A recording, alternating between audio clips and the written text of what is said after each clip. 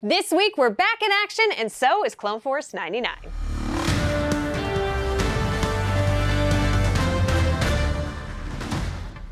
New year, new season, new set, new Star Wars news, and the same high-fiving bestie to deliver it all.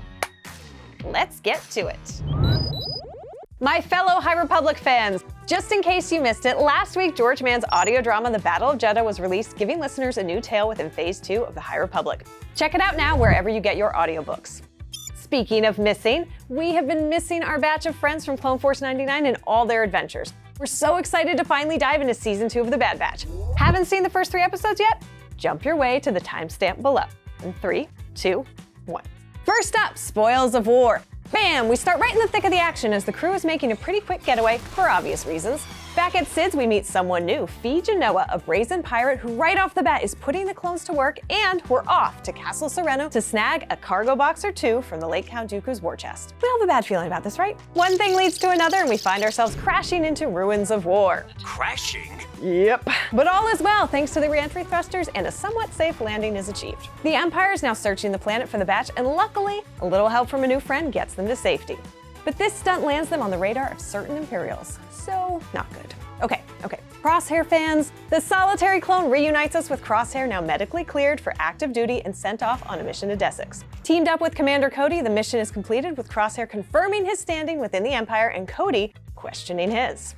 You know what makes us different from battle droids? We make our own decisions, our own choices. We have to live with them too. Oh, what a great 3-episode start. New armor, Omega showing off her skill with her energy bow, Crosshair being Crosshair, and we also got some of that great battle droid humor we all know and love. That doesn't look good.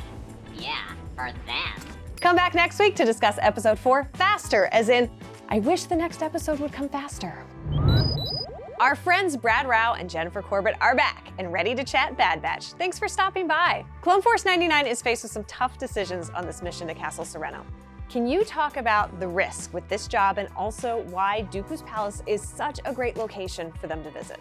At the end of season 1, with the destruction of Tapoka City, the Empire thinks that they perished in that attack. So they're under the radar. But if they choose to do this mission and this heist, it could put them back on the Empire's radar. But if they succeed in this mission, they could be set for life, have an ideal future. And we thought Sereno would be a great option for that. And Dooku's Palace is just so inherently creepy that provided a great backdrop, but also commentary about what he did during the war and all he accumulated. It also allowed us to interact with a local there who talks about the fact that he's not a separatist, he's a Serenian, and people did exist before the war even started, and how they're the ones that really paid the price for this war. So it just felt like a great opportunity to expose the batch to a separatist story, but understanding sort of the separatist point of view. It's literally the dark times. So the story was forcing itself to get a little darker. Yeah, at the end there, we filmed all that. I mean, we're talking about there's a more grisly version of that. You know, we don't want to be gratuitous, but we wanted to show that there's some bad things happening.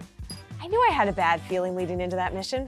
Thanks, Brad and Jen. That's it for this week, but for more on these stories and other news from around the galaxy, check out StarWars.com. And be sure to join us right here for This Week in Star Wars every Thursday. Thanks for watching, and may the Force be with you.